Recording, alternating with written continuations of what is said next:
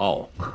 Hey guys, what's up? Angren with another Diablo 4 Spiritborn build guide, and today I want to give you an update for my Andariels Visage Crushing Hands Gorilla build, and I figured out now how you can play without a basic skill. Now I will also explain you some cornerstones of the build, like how much attack speed you're gonna need and where you will get it, how much Paragon you will need, and also how you can resolve your resource problems, and also how you can push to the pit as high as you can. Right now I'm at 138, but I still didn't have that much time to play, and I want to push at least to 150 the coming days. So a quick summary of the build for the guys that doesn't know how the build works. We're gonna deal damage with our Andariels Visage, we're gonna scale our poison damage, and then we're gonna release a big boom with all of our broken interactions and mechanics, and this will enhance by Noxus Resonance with our dot damage, and also it will scale by our current damage critical strike bonus. So this is the build how it works, but now we're gonna talk about details how you will get to your attack speed cap and so on and so forth. So first of all, let's gonna talk about the attack speed cap. So it is a really cool plana by Sanctum that he made, and we're gonna need the 12 frames per second. So we have our max attack speed cap, and we're gonna achieve this with 157%. So we're gonna have our cap 1 and our cap 2. Our cap 2 is basically our ferocity, and for cap 1 you have really many possibilities to get to a cap. The easiest one would be to just get a double crit on your Andariels Visage. You need to farm some of your hordes. I still need to do it, and then just spam your way through, and then you should get a double crit pretty easily. The triple crit is really hard to get this season because how much Opticide you need. It is also not that easy to get attack speed GA. I still don't have it, but we're gonna calculate now with the normal if you didn't crit it. So we have 43.5%. You can just copy this and calculate by yourself. So with 43.5%, we only have 93 in total if we're gonna have one ring with attack speed and also an elixir and our 2 Paragon boards. So this one we always have our 2 Paragon boards, and I will also advise you to go for the elixir because it will give us lucky hit chance as also attack speed, so it can really good. If you are at the cap, you can also go for elixir of precision, but until then, take the elixir. And with that, we still have only 85.5%. So maybe you want to get the violent blood first, but it has really low uptime. I will advise you to either crit one time with your ring, so you have max of your attack speed, or just try to get at least one crit with the Andariels Visage. This shouldn't be that hard, so then you have like 42% or something, or even get a double crit, and then you should be 100% with your ring, with the elixirs, and also your Paragon board. So you can start to take off the ring if you get, I think, double crits or triple crits, and also get a GA one, but until then you have to play with a ring. So just calculate by yourself, but always try to reach your 100% with it. So for a second cap, we can even go with 12 stacks, so it is around 60% attack speed. With 11 stacks, we would not get our 12 frames, so get 12 stacks, which you will get if you have at least 5 ferocity duelist aspect, and you can still go with gorilla, and then we have 12 ranks of ferocity, so it is really nice. So these are the values for your attack speed cap. For your barrier generation, it is really simple. You only need to get up to 55% barrier generation, which you can get with 2 of your rolls, and then you can go for decks in the rest of them. So I will still need another one. You can also go for vortex size on your boots, then you will need another barrier gem, but at least you have a larger scale of your vortex. But most of the times it is good with the normal vortex. So I advise you to go for barrier generation on all of your both items, and then go for your deck, so you will get more damage out of it. So now I have some footage for you from my 128 push. As you can see, I have a pretty small amount of enemies. You will get more enemies to get more damage out of it, and to just kill all enemies at once, you need to gather your mobs around. I could play this far better. Always go for a boss that has many ads. So the Scourge of the Land is by far the best one, because I think he has 2 or 3 ads. All as you can see, the Scourge of the Land, he will spawn all his enemies. I will kill them. As you can see,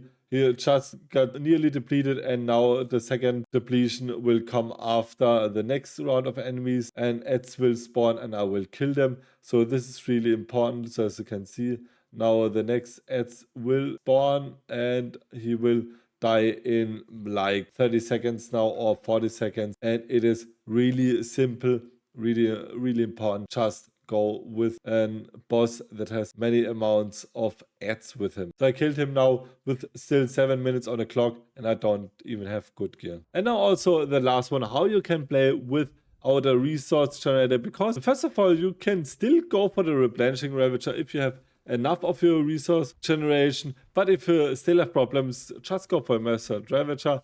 And we're gonna have some tools now to generate more vigor. We're gonna have the vigorous, we're also gonna have the endurance, where we're gonna get vigor when we cast defensive skills, so always try to be on cooldown for your defensive skills.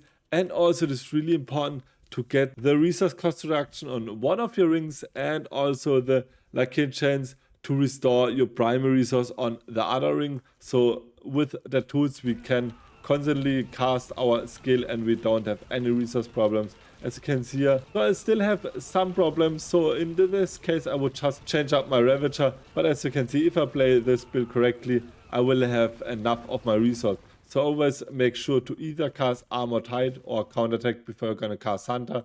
So we're gonna have 3 stacks of our defensive skills to generate more vigor with our endurance. If you still have some problems and still want to play with a basic skill, just go for the Thresh. I also have a Paragon board. But before we're gonna jump into the details now, the Paragon board, Skilltree, and the items and tempers, please leave a like and a sub. It would boost my channel tremendously. And also leave follow on Twitch, where you can see my builds before I will put them onto YouTube.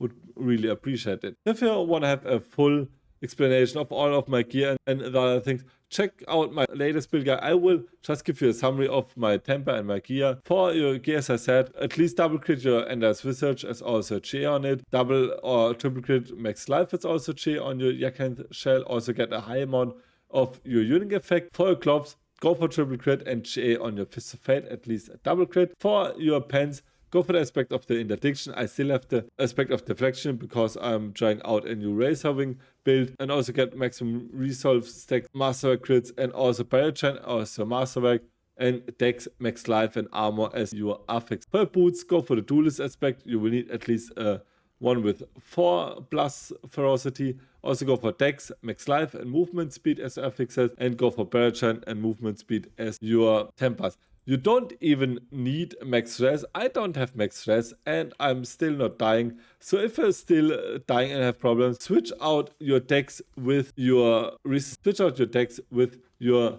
rest, switch out dex with rest affix and crit at least one. So for our stuff, we still have a quarter staff with the aspect of Plane's power, so we're gonna get more damage through our music circle. And for your affixes now, go for dex, max life, and damage over time. This is the difference from the last one. Also, you can try out the double hit with our Crushing Hand skill. I still have the Primary Checker Spirit Hold because I don't have a stuff head to test it out. Maybe it's better.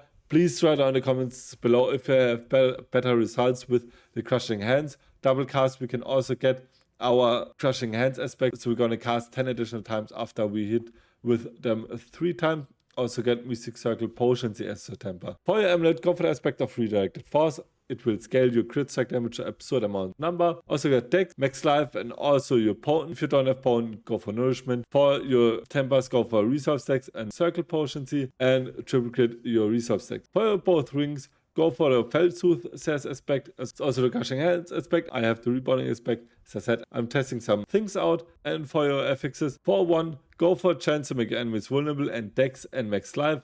Tempers, resource cost reduction as also Mystic Circle potency. For the other one, go for max life, attack speed if you still need it. Otherwise dex and also crit strike damage. And also your lucky chance to restore your prime resource and Mystic Circle potency. So for the last aspect, instead of the rebounding aspect, as I said, go for the Crushing Hand with the Unrelenting aspect that will hit 10 additional times. That could be really good with your chance to hit twice. But you can also go for the Conceited aspect, because it is confirmed now from Sanctum that this will double dip with your Primary Checker Spirit Hold. So maybe this is even better, so we get even higher amounts of damage with our ring and our Andariels Visage Crushing Hand. For a Spirit Hold, go for the Jaguar as main and Gorilla for a second. For your skills, I will give you a quick overlook.